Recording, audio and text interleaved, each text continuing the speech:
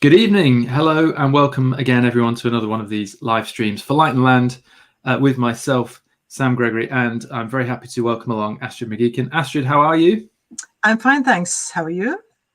I'm very good. I think a lot of people have been experiencing some strange weather in the last few days. I managed to get sunburnt over the Easter weekend, which is quite an amazing thing. And then today we saw some snow in Dorset. So I don't know what it's been like where you are. Yes, it was lovely and warm on Sunday when we were out, and yesterday we had some snow as well, about 3 crumbs only, but it was good. 3 crumbs, yeah, that's about what we had. It lasted about 2 seconds. So I hope everyone out there is good though, and it feels like we're just sort of creeping there, aren't we? We're getting out a little bit with our cameras. I spent a good couple of hours out this weekend, which is the first time in about a year. So that was really exciting. And for everyone who's joining us, welcome along. Great to see some regular names. Do let us know, as Lorraine has done, that you're here. Say hello. Let us know where you are. It's my usual weather report I do at the beginning of this. Don't know why. It's very British, isn't it? But hello, everyone coming in. Fern down. Oh, Joachim's here, and he says it's snowy in Brussels. Well, there you go, eh? Blimey. And Jean, a little bit of sun and a tiny flurry of snow in Bexhill-on-Sea. Yes, it's not quite snowman weather, is it, everybody?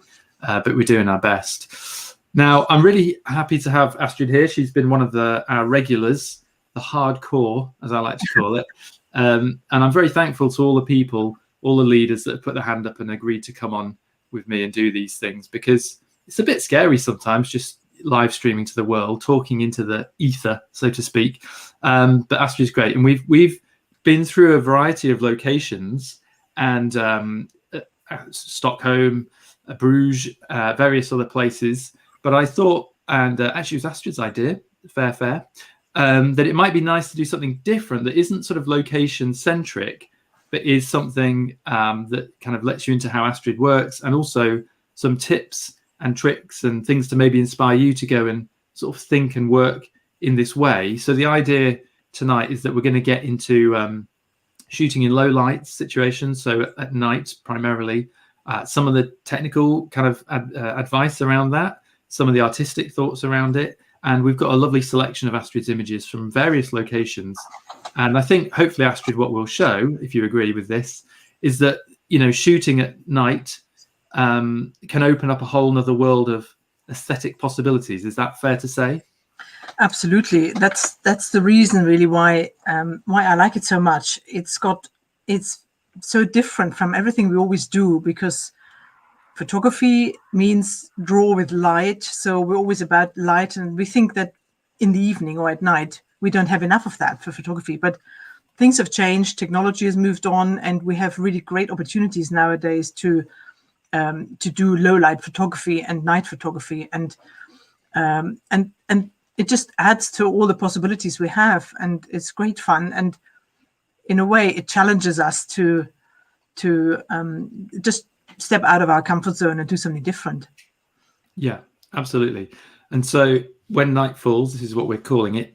And we're going to, as I say, get into a number of images, color, black and white, different situations, contemporary lighting, modern cities, modern urban environments, and maybe the sort of more historical centers. You know, I bet a lot of you guys have been walking around beautiful cities at night, your Prague, your Venice, even London to some degree, Edinburgh. You know, there's all sorts of beautiful places. And so we can be very tempted just to think about daytime shooting. But really, once you kind of feel comfortable at night, you can double up your value if you're on holiday somewhere.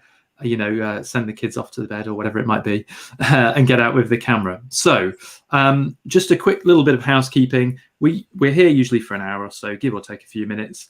We appreciate everybody coming along, and it's great to see so many regular names out there. Happy Easter to all of you. Hope you had a great weekend. If you have any questions, technical, location, artistic, not weather, just pop them in the comments. And I will pick those up and I'll share them with Astrid and obviously all of you guys, wherever you're watching, on YouTube or on Facebook.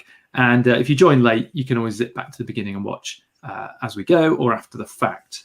But that's probably a little bit of preamble for me. Let's get into it, Astrid. And there's a few images up the top here which are from the UK.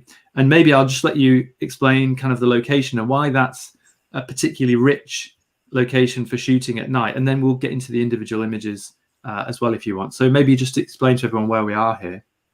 Oh, we are in London. It might not be obvious, but in any case, in every location, if you look out for details, you look up, you look down, you look around the corner, you can see stuff that takes on just a completely different life. So this is just in London on the South Bank, near the Tate Modern, for example, and the footpath is really quite unnoticeable when you walk along during the daytime, but at night it takes on this sort of shimmering in a way. All the little stones in the path, they look sort of golden, picking up the light from the surrounding street lamps and so forth. And I just saw a couple of leaves there which took on the same light. They look like pure gold. So that's what you can see. But it's just a very simple image. But in any location, you can spot things like that, looking up, looking down, and you will see things that probably you wouldn't necessarily pick up during the daytime, because simply the light is just special. I think for me, gold leaf, right? Obviously, right? It's there straight away, but it's such a clever thing to play with, because if you've ever seen gold leaf, it's such a sort of fragile thing to behold, isn't it? And I really love the way that with those specks in the ground, like you said, you can really put those two things together. So I suppose the advice would be that just to be really aware of the light. I mean, lighting's a huge thing we're going to cover in different ways on this, and will be interesting to see how that goes. But what we recognize normally can vary quite a lot, can't it, under artificial light? And so is that something you kind of really impress upon people to keep an eye out for? Yes, it's all about the light, really, because the light at night, it gives us the shapes, it gives us the graphics, it lights everything that we can photograph. So we need to be very aware of what kind of light is around and where it falls and where it's blocked, where the shadows are, and foregrounds and backgrounds, perhaps, if we're shooting, photographing, I should say, people. So the type of light just gives all of these very simple elements a completely different appearance. And if we can capture that with our cameras, we should come away with really different images from our usual daytime exploits. Yeah, and we're going to get into some of those. And just before we move on, Beata, who we know well, hello Beata, that would print well on glass with some gold leaf. You're absolutely right. There could be some crazy printing going on of that, or etched. Immediately making a note. Yeah, you just get your commission on that, Beata, when it comes up for sale. But great idea, and I just love that whole gold leaf thing. Is wicked. So let's talk about kind of the modern urban environment and everything that entails with shooting photographically. Obviously, we've mentioned a little bit about light, but shape is a huge thing for you, I know, and me. We love these aesthetic jigsaw puzzles, so to speak. So maybe just inform us a little bit about that with this particular picture in mind. Yeah, well, that was interesting, actually. A couple of years ago, there was a festival called the Lumiere Festival. And I know that it has happened in other cities as well, somewhere in Northern England, I think. But a few years ago, it came to London. And it was a winter event where all over town, there were light installations.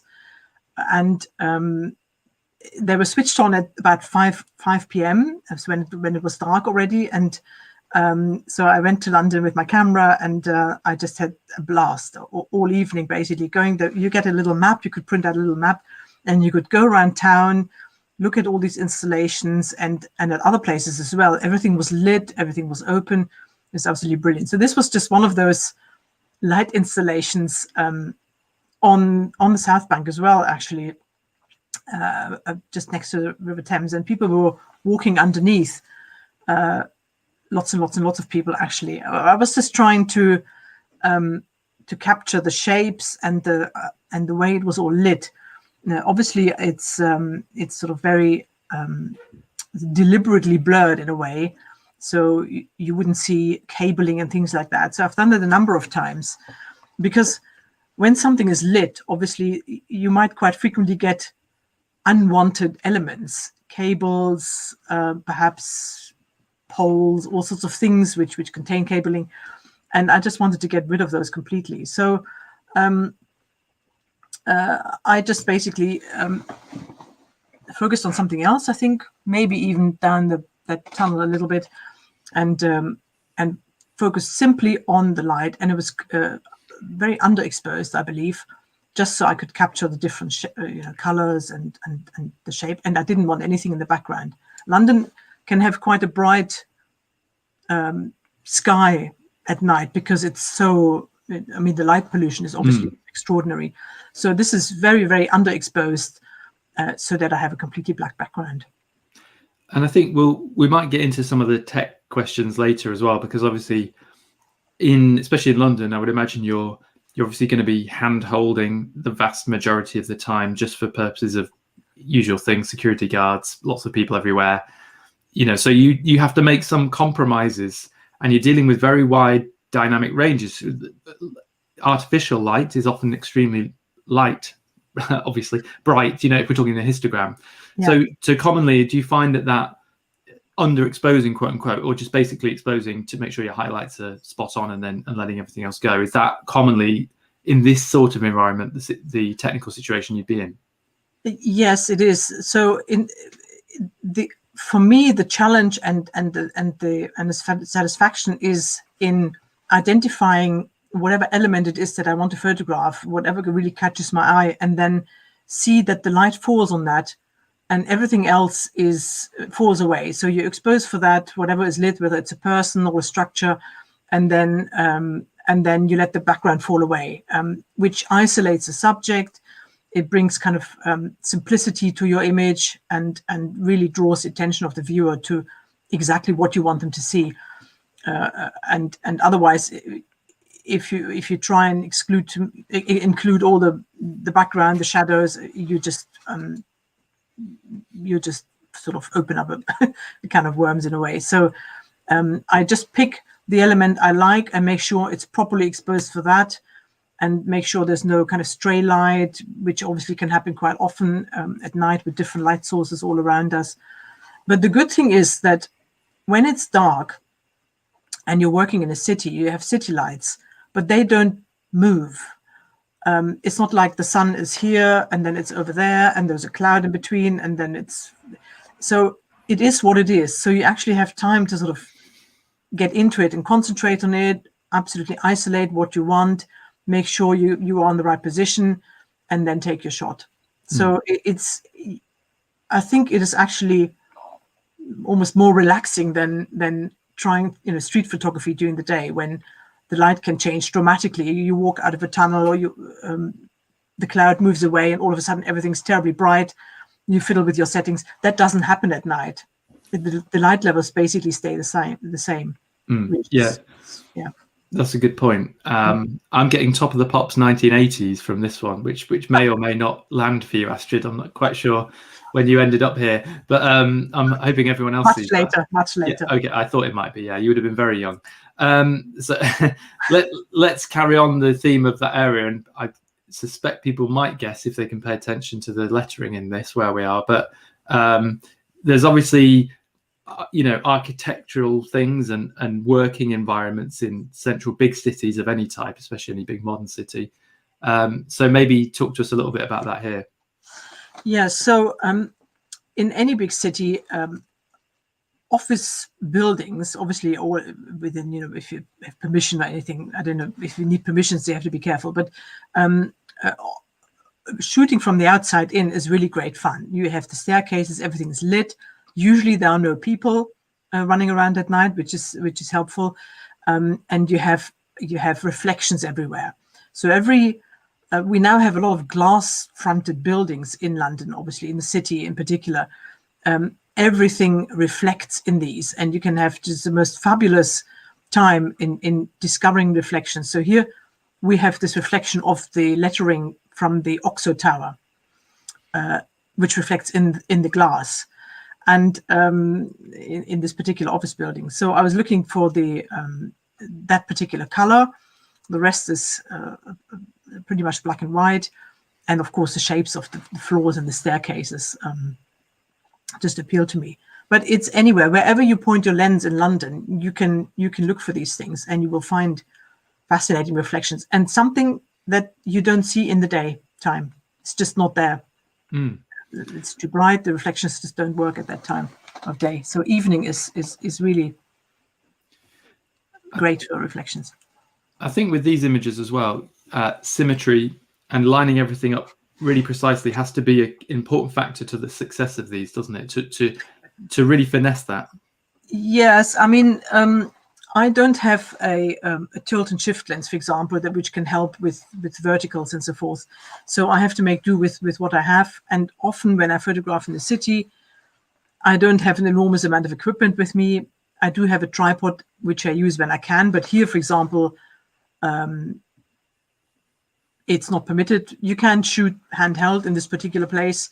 But if you're caught with a tripod, somebody will come and wag their finger. Fair enough. It's absolutely fine. With the verticals, obviously, I can keep as far away as possible to keep it manageable, and then I can work at these images in the software a little bit. Photoshop or Lightroom, you can kind of straighten it a little bit. But for me, the symmetry is just the symmetry in the lines is always appealing. I'm a great fan of these, and I did keep the side bits with the balconies, the black edge. I kept it included because it's like some bookends for me for the it's a nice natural frame around it, isn't it? The roof and the floor of those two particular floors. So I think with regards to my sort of architectural photography, I probably have quite a sort of orderly mind. It needs to be all exact, and you can find that in the city.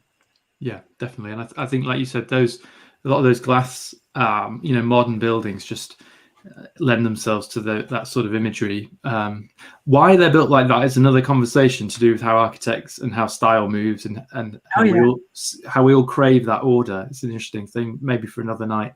But this image, excuse me, is followed by two more, which are kind of from the location. So maybe I'll let you just take us on that journey, and I can flick through if you need me to, Astrid. Yeah. So as you can see, this is outside the Tate Modern in London. And it was still open at night at 9 or 10 o'clock. I think it's open when it opens again, actually. Once a week, it's open quite late. And people were walking in and out all the time. And it's got this very strong orange sign. So the first thing that appealed to me was the enormous gap of black nothingness between the entrance doorway and the upper bit. I don't even know. So this is some sort of office or something that was what you can see at the top. But I just thought it was a fabulous juxtaposition. But the interesting bit is with the following images. So people were walking in and out, and I was not terribly comfortable pointing my lens at those people that were coming out and walking sort of past this building. So I employed a technique, again, deliberately to defocus my camera and concentrate on the reflections and their shadows of the people. So this was in exactly the same spot. People were walking past. I defocused the camera and I picked up their shadows, and they're basically the legs still and the shadows. It had also been raining, which is always wonderful if you're in a city, not because it messes with your lens, but particularly pointing your camera downwards is no problem, but it gives reflections and shadows no end, which is really great fun. So I defocused the camera and I picked up the shadows and the legs of the people walking past, which makes it for me in a way a little bit sort of mysterious.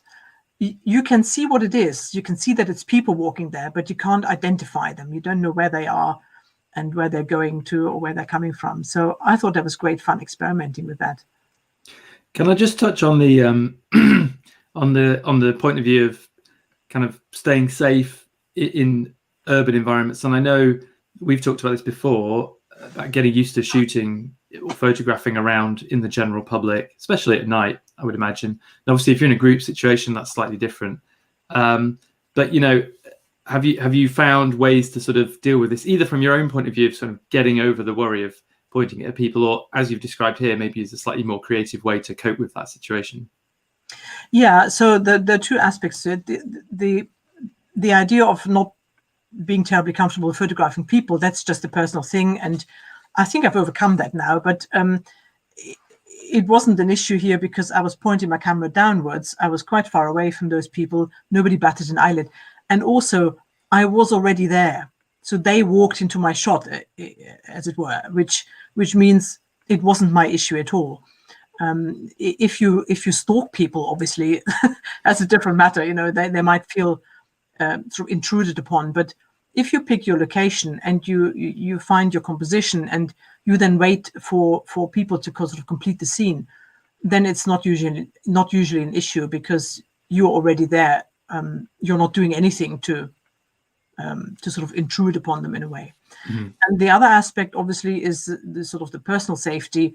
But in cities, I go to these places. There's lots of people. I mean, in London, there is lots of people around in the city on the South Bank. These areas, they're well populated. Not perhaps at the moment with lockdown and everything, but I mean, you go at 9 or 10 o'clock, or even a bit earlier because it's quite dark early on in winter, and it's heaving with people. So I've never felt unsafe. However, I have limited amount of equipment with me. One has to be careful. Pickpockets are everywhere, obviously. With the tripod, I do have a tripod with me, a small one at least, but you can't put it up everywhere. If there's people involved, you want to shoot handheld anyway because you want a fairly short shutter speed, so your tripod is not really of much use. And obviously you don't want anybody falling over it either. Mm. So, but I find in cities and also in other cities where we're going, Stockholm, I've shot at night. I felt very, very safe. Bruges, busy with people. I felt completely safe, and it wasn't really an issue for me there. Great. Yeah, sorry, Liz, I did have the cursor on the screen. I've moved that for you. Too many things going on, Liz. Pixel in my image. Yeah, no, exactly. But if you see something, I'm happily corrected. Now we're staying on the abstract here, and this kind of neon vibe. So tell me more. Yeah, so that was also during the Lumiere Festival. It was one of the light installations. There were bicycles. And of course, the very annoying thing was that the whole bicycle was full of cabling. And there was no way of getting rid of it other than to completely turn my focusing ring, completely unfocus. So you can see that it's a bicycle wheel because you can see the shape and the spokes a little bit and where it's hooked on, but all the cabling is gone. So it was really just a question of getting the image in a way that I could capture what I wanted to capture without the distractions.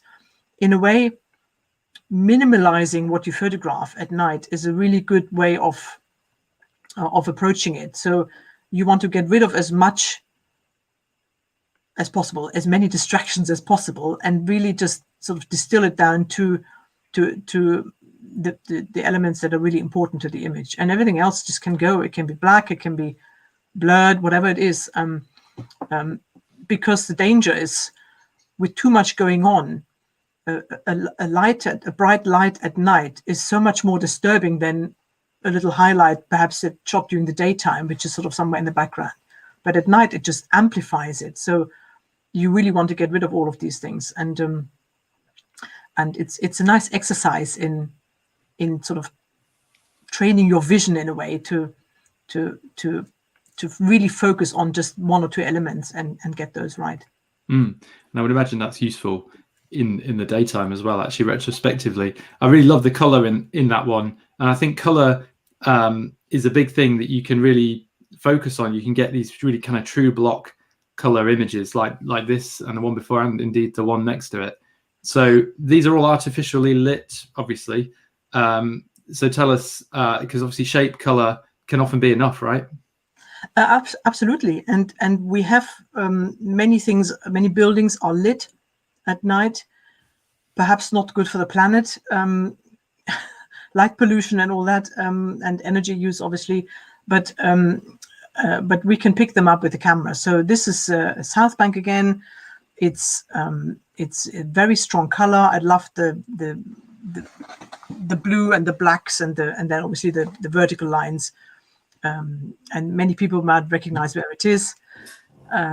It's lit in different kind of colors. So you come back the next day, it might be a completely different color, which is quite fun. I would just point out, actually, while we're talking about this area, Astrid does actually run a workshop, which is called When Night Falls, in London, which is a night and evening workshop. I can let Astrid explain it a little bit more later. But so we've got a couple of those in December. One is fully booked. That's on the 8th of December. That's already booked. But there is a new date on the 7th of December. So obviously looking ahead, well, A, you'd be outside all the time anyway, pretty much. And B, obviously that's going to be December. If you did fancy it and you're in the south of England, or you can make it to London, then do check that out. You can find the details of that on the Light and Land website. If you just search for the tutors and then look in Astrid's upcoming dates. She's got a few, and we're going to talk about some other places where night shooting is part of the tour. But this specifically, if you enjoy this sort of imagery, this sort of contemporary, and indeed, I would imagine some historic stuff as well. So just kind of as we finish up on a couple of London ones, Astrid, I'm going to just fire a quick question at you. Sorry, that's come in, and thank you, Ken, for that. Do fire them at me. Does Astrid set color balance in camera, or something she deals with in post? No, I don't do set any color balance in camera. So I've got auto white balance, and anything that needs adjusting is done at night. At night is done in post processing. But the colors at this, for example, it's got very strong colors, and that's what I can capture. So I want to keep the color. There's no adjustments I would want to, I would want to make. But anything can be done afterwards. Yeah. And the auto white balance does a generally good job in these sort of neon lit, kind of situations. Yes, it does. It does a reasonably good job. I do shoot in RAW though, so if there was any issue with that, I can adjust that in post processing. But also this workshop in particular, so we are in London. Tripods have limited use, if I may say so. So just in sort of publicly owned areas, anything that's a private kind of footpath or so, we have to be very careful. We may use sort of longer lenses to capture these sort of colors and things. But the colors are strong, and it's one of the elements that I love to capture at night, and so they don't really need any softening or adjust. I mean, you can pull the slider all the way the other way, and then get make the red completely disappear and make it a completely different color. But yeah, I can imagine quite a nice triptych or something like that of a similar image, but reinterpreted two other ways. That might be quite cool in a sort of print situation. Yes, yeah. I mean, it's possible, and the opportunities are endless. But I'm quite a fan of being outside with my camera rather than sitting in front of the computer. So we'll throw that one at Adrian on the next editing session. Send you the raw file. He'll come up with something crazy. Andy asks whether we might be doing Edinburgh for a tour. Andy, not that I know of, but I'm not involved in all those conversations. Oh yes, it's planned. Oh, it is. It's in the early planning stages, but Great. Do make yourself your wishes known to Light and Land on Facebook or anywhere, and we absolutely take heed. So I was actually hoping to do this with together with one of the other Light and Land dealers, but the COVID came in between. We couldn't really do the recce, and so, but it will happen, definitely. Okay, well that's nice to know. Yeah, definitely let people know. And if you want to go to Hawaii with me, just pop that into the Facebook comments. I'll pass that onto the office. Let's just finish up with this. I believe this is just a little playful one, just we can spend a few seconds on before we move on, Astrid. It is, yeah. So actually, this was indoors, and it was in a cafe. just before we started the workshop, actually. And I noticed the shapes of the lights. So I just pointed up my camera, completely underexposed by about 5 million stops, and reduced the light to just these shapes of these lamps. And it came out in a wonderful galactic-looking shape. And it's just a question again of noticing these things, looking up, looking at the lamps, the shape of the lamps, the lights that are around. That was the aim for that evening anyway. So I was already in that mode, and I sort of looked around for anything that's got lights and lamps, and so I had to make that photograph. I really like it. Yeah, I like the galactic thing. It's got a whole Star Wars kind of vibe going on. But I think actually the interesting point is these kind of much more abstract images. They actually are often very popular if you sell these things, because we get so attached to certain landscapes and things that we like because we might be out in them. But that doesn't mean somebody ever wants them on their wall or a little greeting card. Or I could imagine this would be a really cool little poster or card like that. And so actually, commercially, some of these things are actually way better from that point of view. Lorraine has just mentioned she recognises the image. She was on the workshop with you, so that's cool. Yeah, that was the workshop. Yeah, exactly. So let's just change gear a little bit, Astrid, in terms of the types. Obviously, we've been looking at these very contemporary, urban, very artificially lit places. And obviously, there's often artificial light of different types, but you know what I mean, these bright neons. Whereas here, this is a much more sort of classical situation, isn't it, and scenario. But again, it's about the light and the mood. It's funny, isn't it, how the mood of things can be quite affected by shadow and sort of ambiguities of dark things in the background. Yeah. So tell us where we are and the vibe here. Yeah, so this is in York, obviously in Yorkshire, and it's the cathedral. It's on the side of the cathedral, the Minster.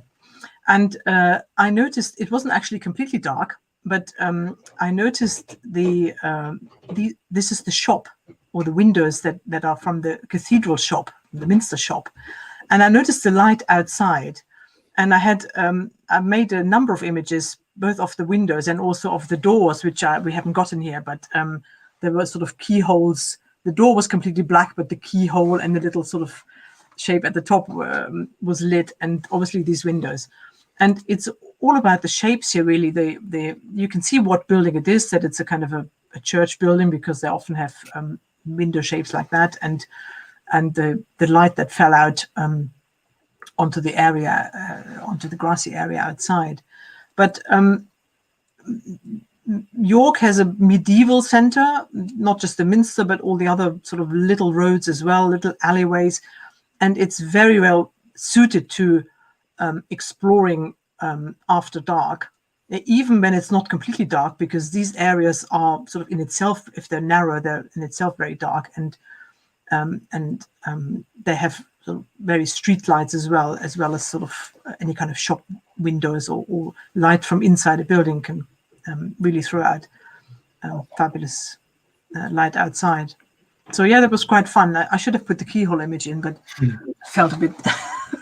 No. Well, I think for me, just actually on this image, I think what's really important, which you've done really beautifully, is just letting that light fall out, giving it space to fall out into this. My mouse is there on purpose, everyone. Into this lower left part of the image, because it's that space for me, which is nice. But I was just before we move on from that one, I was going to ask about shadows and darker areas generally. I know it may vary image to image, but we've talked about the fact technically that you'll be in the exposure, I would imagine, mostly making sure that you're not clipping any of those highlights. Do you feel sometimes that actually leaving a fair amount of shadow and darkness in some of these frames adds a little bit to the atmosphere as well? Because we can be tempted sometimes, can't we, to try and drag everything up out of the shadows? Yeah, no, it is after dark, or it is night, and so it has to have dark areas. Otherwise, it looks unreal. It really does. So there was just no light in the corner where the other window is, and it needed to be dark. It would be awkward if I had sort of tried to lift those shadows up. And of course, this is the church. In a way, it's got a it's a little bit philosophical. There's the light inside that's sort of coming out into the darkness of the world. You could spin your stories around that, really, and it needs to have that darkness as well, and even blackness in some cases, where otherwise it looks false. And this is just about the window and the shadows, the light outside. It's not about the rest of it, so it has to remain dark. Yeah. The moment we sort of make the shadows look brighter, it looks false and not believable, and people will just think, oh, that looks weird. Yeah. Yeah. Well, yeah. And like you say, life is light and shade, right? And the shade is needed to make the light even more glorious, always in life, everybody. And you mentioned some of these little alleyways. I mean, this is very spooky. I kind of, I envisage something horrific happening there, or wonderful. But this narrowing, I suppose, is what I was angling at a little bit as well in the previous image, that the use of those dark areas can be used to kind of suck us in a bit and enforce some uncomfortable feelings sometimes, because you've got the angles coming in too. So is that very much what you're trying to capture when you're in those tighter spaces? Yes, in fact, so I'm only about a couple of yards from the main street, but in York, you have, as I said, you have any number of these little alleyways, really narrow ones, and some of them are a lot narrower than this one. But you need the blackness, because where it narrows, it goes on to somewhere, I don't know where, I can't remember, and there's houses and steps and all sorts of things, and it would be completely wrong if I could see where it was going.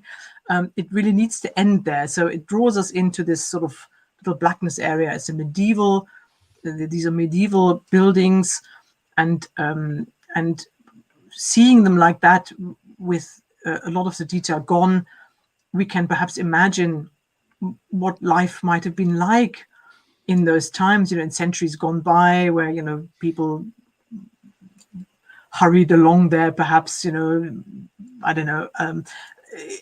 I can vividly imagine what it could have been like, dark and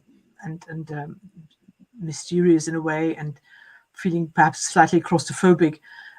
But it's one of the appeals of these areas that you have these the light, the lamps. One of the lamps is broken, which is basically just to the right of that window at the back, which was just as well, because it probably would not have worked. I just see here, Juliet, no, it's not the shambles, it's somewhere else, but it's similarly a really narrow street, and of course at night there's not many people there, so probably in this one you will not find another soul. But the old lamps also are often not as bright as, said, neon or street lights or something like you have in London, perhaps in the city. So these are kind of giving off a warmer light, and it just makes it feel as if you're stepping back in time, basically. I'm really interested by these highlights, because you've got this lovely little area here. We've got the big one here too, but the one that makes it for me is this third little back window here, because these three just bring you on in through the frame, and that contrasted with the darkness is what really makes it work for me. I'm going to keep us going time-wise, just because we've got about 20 minutes left, everyone. We've got a few images left of different types of things as well, and I'm going to let you explain where we are here, Astrid, but also let's get into a little bit of the technicalities, because you told me in our little preamble before we go live, everyone, this is when we're having champagne and it's the green room. You told me a little bit about this was handheld, maybe with a little bit of physical support against something, but it was a quarter of a second, which might surprise a lot of people. But let's talk about the location first, and then let's talk about this hand holding and high ISO situation, which sometimes people worry about, but we're going to kind of talk to you about that. So first off, where are we? Yeah, so this is in Halle in East Germany. This is my hometown, and a few years ago they've opened this new goods yard. In effect, it's the largest in Europe. All the lights are, I think they're LED, or there's some sort of fabulous new lights, and there's thousands of them. And very conveniently, there's a bridge going overhead, perfectly public, so you can stand on the bridge and you can point your camera onto this thing, on all the lines and the lamps. It was just heavenly. So I stood for an hour or so in midwinter actually on this bridge, and because everything is automated, all these goods trains, all the wagons, they roll almost silently, over a little hill, and then sort of get directed onto the sort of different trains there. They're basically forming new trains there. It was absolutely fascinating, and I just had to photograph it. So I just had my arms on the banister of the bridge, basically, and just photographed this. I also pushed it through a little bit of denoising afterwards for the sky to be really black and clean. But it was brilliant. So you can handhold, and also you can use high ISOs. This is an image that would be perfectly fine with image noise, because it's gritty, it's industrial, it doesn't need some sort of smooth. It's got no color in it. It would be perfectly fine to photograph at high ISOs. I love it, and I'm looking at it on a huge screen behind the screen I'm talking to you all on, and it's one of those images that just would suit being huge, because there's a lot going on, and because you can just sort of, your eyes kind of wander around in a sort of hypnotic trance, following lines going here, there, and everywhere, which I really love about it. Actually, I'm interested because we've got another image from there. At first, actually, I thought it was indoor, which is weird. I thought maybe it was like a big warehouse covering, but you mentioned that's the night sky, obviously. Oh yeah. Which gives that really dense, heavy black, doesn't it? But it's in the middle of town. I mean, it's in the middle of town actually. So there's high rises around on the sides, at least on one side. So. Well, I love this square version as well, because we found a little bit of order, although I would argue the other one was very ordered actually. But it's maybe a little easier to come in literally through this frame. But and actually, Astrid, if we can, because you've talked really nicely there about where we are and everything else. But quite a number of these images are square, and I don't want to get too much into an aspect ratio thing here, but is it fair to say that sometimes in these very ordered types of images, you find the square is a complementary, should we say, to the balancing the frame? Yeah, I love square. I can't explain why. You can have just as orderly a picture when it's rectangular, but somehow it suits me. I can see it in square. Maybe it helps me to sort of tighten my composition and get the corners right.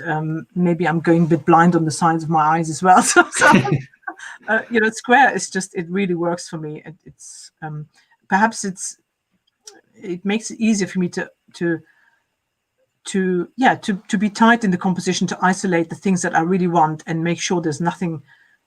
Otherwise there's always something creeping in on the side. So it works for me very well visually. I find it very appealing. I can't explain exactly why. No, that's okay. That's okay. I love this. It's this sort of never-ending nature of this image, and there's stuff just behind, and it's obviously got context to do with how we are in our modern lives and products and things and moving stuff and transport and logistics. But we won't go into that too much. A quick question from Liz, your Astrid, was do you pre-select your ISO always? So maybe actually, Liz, if I can sort of piggyback that question. Maybe Astrid, just explain to us what you would walk around with, i.e. shooting manual, aperture, whatever it is. What's your normal sort of setup in these situations, if there is a normal setup? Yeah, well, there isn't one really. So if there's people involved, for example, like perhaps in London, if I see people, then I would probably have auto ISO, simply because depending on, I might move the camera, there may be other kind of light where I'm pointing, and so I will probably set the shutter speed. I will work in shutter speed priority and have the ISO on automatic, because I need something to be sharp. I need to have a particular shutter speed and have everything else on auto, for example. This one, I probably I wanted sharpness, so I may have had aperture I've set the ISO to where I thought, it was whatever it was, 6,400, is it, or something like that, 3,200, and left it there because the conditions didn't change. So it always depends on what I shoot. If there's movement, people involved, or something that might change quickly, then it'll be auto ISO, so that the camera can react quickly. And if I have time to indulge in something, then I pre-select. Great. Hopefully that answers your question, Liz. And also, I think the point we wanted to make was that, Astrid mentioned those last couple were at 6,400 actually, just checking the files, and you can quite happily shoot around there. The cameras these days are really exceptional up at high ISO stuff. And actually, a great point you made, Astrid, was that depending on the subject matter, so that gritty industrial vibe, or sometimes street, can't it, can actually suit those slightly more textured ISO feels. This is an image we've talked about actually before. Yeah. Are we in Stockholm? We are in Stockholm, indeed. Yes. I got it. Because we talked about that, had some beautiful late night shots, and that's another workshop that Astrid does for a sort of multi-day work tour, I should call it, really, over in Stockholm. But we picked this one out. For me, it's the color and the texture. I don't know, and the balance as well. But for you, Astrid, is it similar appeal? Yeah, and it's the shapes, that make it, and the color. So the window frames and the lamp, and Stockholm with this medieval. It's got a medieval center as well, and it's just perfectly suited. It's perfectly safe. You just walk around minding your own business. Have all these sort of old-looking lamps with warm light. Gamla stan, that's what it is. It's really, really well suited. So we will be out at night enjoying ourselves there. And it's, not that late at night, but sort of after dinner, basically, when it's dark. But it's really, it's just medieval town centers are really well suited to this kind of photography, because you have these lights, warm lights. They don't, if it's blown out, it'll be very very minute. It's really easily possible to make a photograph without struggling to sort of contain the highlights. And sort of old lamps are really just perfectly suited. Yeah, love it. And you guys may not be able to see it as well. It's difficult. I can't blow that much more up for you, but that texture on the wall behind is really lovely. So you get that, don't you, in those sort of painted old areas. We're going to just keep moving on. I believe we're probably still in Stockholm, yes, aren't we? That's Stockholm as well. Yeah. So there's any number again of these sort of small little streets. The houses have interesting colors. Old lamps, bicycles everywhere, just so much fun to walk around. Here I loved the two different colored windows at the bottom and then there's at the top, and the lamp and the light on the house as well. But it's just I think really brilliantly suited for this kind of photography. I think I said this when we did it originally. It looks quite Venetian to me, and if Beata's still watching with us, I'm sure she would agree. She's walked the boards in Venice enough times, I think. But yeah, these little narrow streets, and I think maybe in Europe there's a lot more of this sort of color, isn't there, in the residential areas? We don't commonly find that in English towns and cities. I know there are exceptions, but it's still a thing there that's quite attractive, isn't it, to work with? Yes, the same in Bruges, that you can find colors on the houses that you just simply don't have here. It's just probably the type. The way they were built. We often have the stones, like the sandstone and things, and it's not painted. But here they're all painted basically. When they're refurbished, it's absolutely brilliant. So the colors and the colors work really well at night when they're lit, when the houses are lit by the street lamps. So you don't pick it up so much during the day. It's still possible, but it really comes to life at night. Yeah. And actually, we're going to just talk, if I'm right here, Astrid, about color and black and white. Am I on the right one? I hope so. Yeah. Good. Okay. Because I think I sort of alluded to this earlier, but I didn't quite spit it out in the fashion I'm going to now. that you were also kind of echoing that, is that black and white can have a slightly timeless feel, perhaps. And we were looking at the image there of York in the old streets, and you said we can go back on that journey, can't we, of what may have been like. But tell us maybe when you make those decisions, actually, first off, and maybe we should see both these images, but is it something you're consciously thinking about at the time or after, or a bit of both? A bit of both in that case, really. In this particular one, I couldn't really make up my mind, so I sent you both images because they for me, they work. Both of them work. So the black and white one, I love because of the shadows from the window frame and the shapes of it really draws our attention to the shapes of the doors, so the two round ones and the window, and then the rectangle ones and the rectangle window, and all the lines on the floor. So black and white, it removes the color, and we really concentrate on the graphic shapes. But the color version also has something to it, and the red and the road, actually the street has the same kind of red tint to it. I find it adds something, and the two different colored walls at the background, one slightly sort of more greenish and the other one more sort of reddish. So I love the color version as well, and I think this can work in both color and black and white, and it's very difficult to tell. So sometimes you see a scene and you think black and white because there's a really strong graphics in it that absolutely there's no color involved that needs to sort of add anything to it. But sometimes there are more elements to it, and I can't decide up front, and I might take it. Obviously, I shoot in RAW, so it's photographed in color anyway, so I can see the color version in any case. But this one is just one I can't. Perhaps just every day is today maybe color, tomorrow maybe black and white, depending on how I feel. Yeah, I suppose it's about atmosphere, isn't it? And which one suits what we're hoping to give, and like you say, that may vary on the viewer. So with that in mind, viewers, come on, let's help Astrid. She can only put one on the printer. I hate color or black and white. Color or black and white. Let us know your preference, everybody. Go on. Nicholas has asked, we've kind of answered this in other ways, but I'm not sure if he's being specific to those images, whether you use a tripod. It varies, doesn't it, Astrid, just on where you are, basically? Yeah. So in Bruges, yes, we did use, these were all in Bruges. We did use tripods.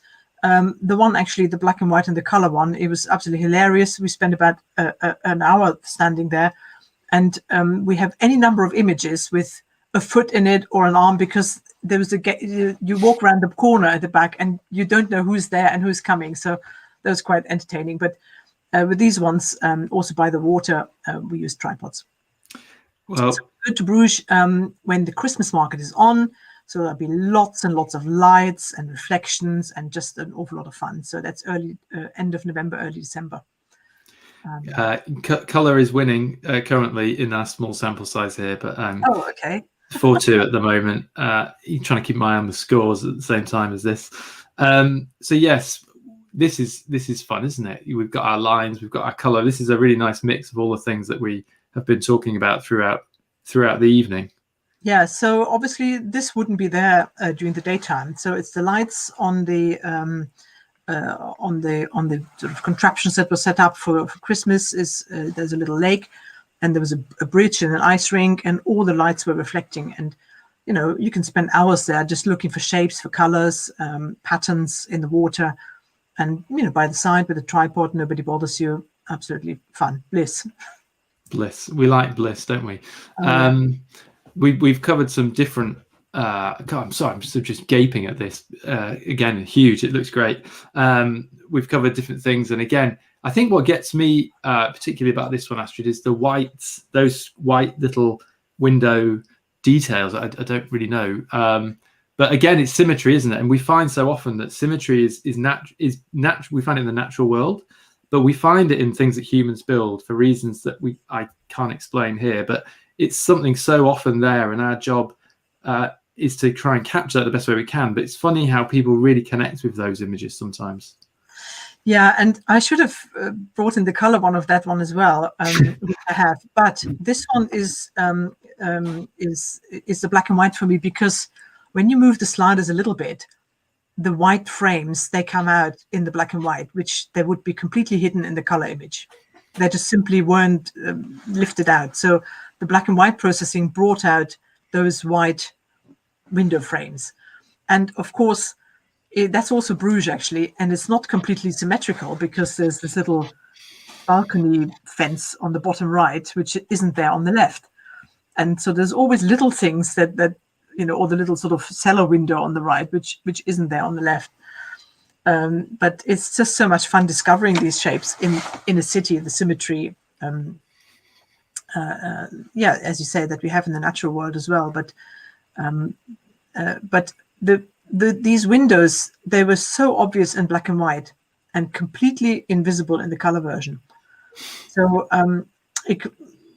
during the day, the lights would have been off, no shadows at the top there. It would have been completely ordinary, really. And I think it was just fun doing that at night in black and white. I love the lights, the light with the, what am I trying to say here? The pole with the two lights on it. I'm fumbling around my words. Sorry, everyone. But I think that's great, because it mirrors the fact that kind of the design is very mirrored. You're right. Absolutely. There are little detail things, but it looks like the whole image could have just kind of been folded out like that and sort of repeated. And the lights, putting them there and standing exactly in the right place. And we've talked about that, I suppose. Precision, I think, on things like this is critical, isn't it? Just really, really paying absolute attention to your edges, to your lining up, to your central line, to your everything else. That's a big thing. Yeah, it's really important, and very small distractions can have such a big impact. It kind of amplifies it at night. The lights, obviously, you have to be careful. You have to make sure that there's not too many other light sources that could create flare and things which you will not see on the back screen of your camera if you check it. But on the computer later, all of a sudden you see a blue ring or a green ring or something. So it pays to be really, really careful. But it's. I've lost my thread there now. It's fun. It's fun. I think that's the thing. Yeah. And just as we this is our last image, I believe, everybody, and we wanted to end on something colourful. And we don't see a huge amount of people in the images that we often talk about on here. There's been a little bit, hasn't there, as we've travelled around the world with different leaders on things. Yeah. But I love this because of the colour and her expression and the matching colour across the whole image. So maybe this has got a lovely kind of backstory of where you were. So maybe just tell us about that, Astrid. Yes, so that was on our Bulgaria tour last year. And a big part of it is photographing the Mamas Festival. And the wonderful thing about that is that so it's in the middle of nowhere. It's villages no ordinary tourist would ever see.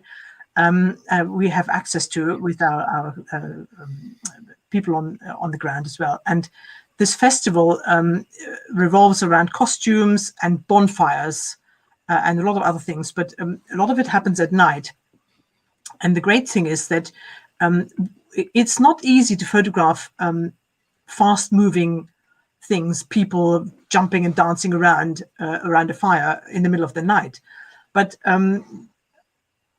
these events in all the villages have all different start times. So you can spend an hour in one village, and then when they're finished, you go and have some dinner, and then you drive a couple of miles to the next village, and they start an hour later. And you can try and practice these things, and you can play and you can experiment, and you can sort of learn as you go, basically, of how to do it and how to photograph in the pitch black, handheld, obviously, because with things moving around and fires, you can't have a tripod. And so it was really fun with our participants. We were picking out some of the dancers, some of the flag bearers, and focusing on them and trying to build a story around that. So at night, these night events can be very challenging, but also really, really very enriching and satisfying to photograph. Nice. And I think actually that's a really great point to end on, is that it seems to me like, you know, opening your mind up to shooting in some of these situations is a great way to explore photographically. And also when we go on tours and workshops, you know, often it can be a little tiring. So we try and make sure we have space in the day to recover. But often some of the most interesting things happen at night. And if you're in urban situations and or like this, which is a very cultural situation, you can react. And I know we all might like things that we photograph. We might like landscape, we might like whatever. But fundamentally, we want to be photographers. And that's being aware of everything around you and telling stories and giving atmosphere.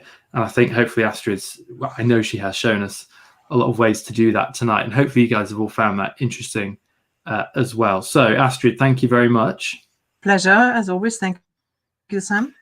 It's no problem at all. Great to have you along, as always. For everyone out there, thank you for watching along. If you've missed any of this, you can watch on catch up on YouTube, not on your iPlayer just yet. But do stay tuned. We may well be back. Obviously, things are changing slightly as we're opening up, and we're wanting to obviously get out there with you guys very soon as well.